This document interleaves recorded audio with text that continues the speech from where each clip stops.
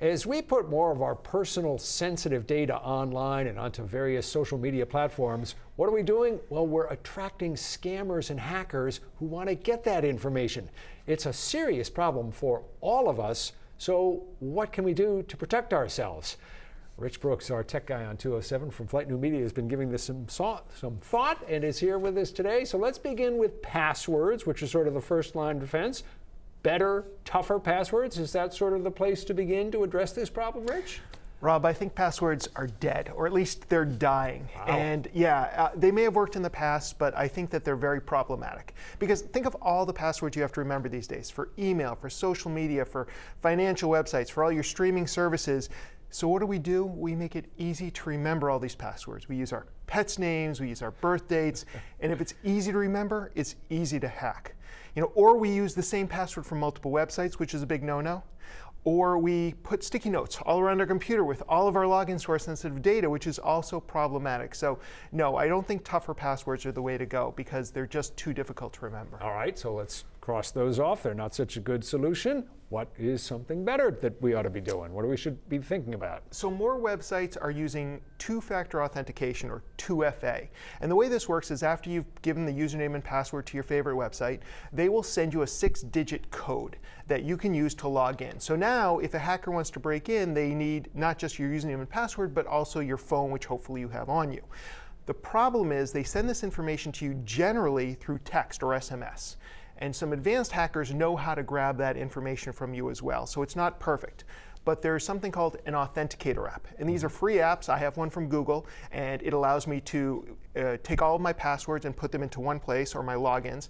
And every 30 seconds, it generates a new code for me. So I use that code. It's much more secure, and that protects me from a lot of the phishing attacks that can also happen when somebody tries to get us to give up our username and password. All right, that sounds like something that's useful. But what about in the cases where we've got really sensitive data, stuff we absolutely need to protect, or we're just looking for more layers of security?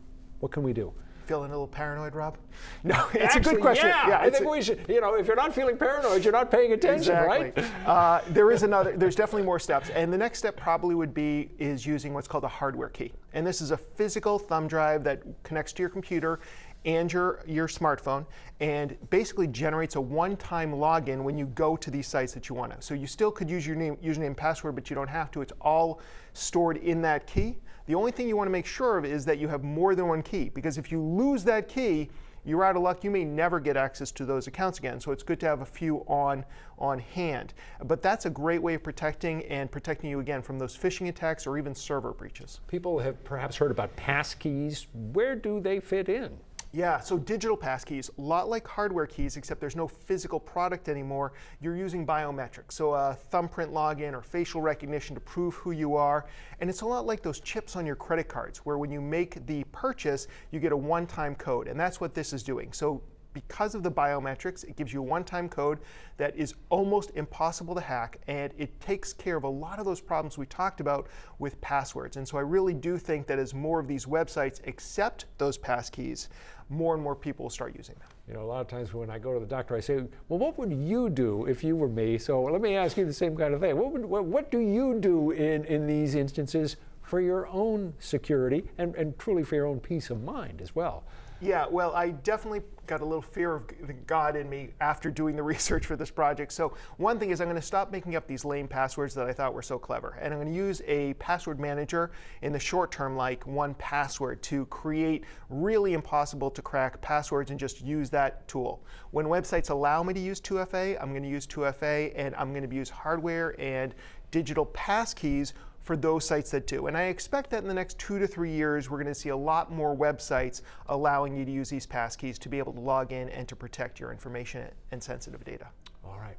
Excellent information, but yes, I am feeling more paranoid, even more than I was just 5 minutes ago, Rich. And Rob, what is your pet's name again?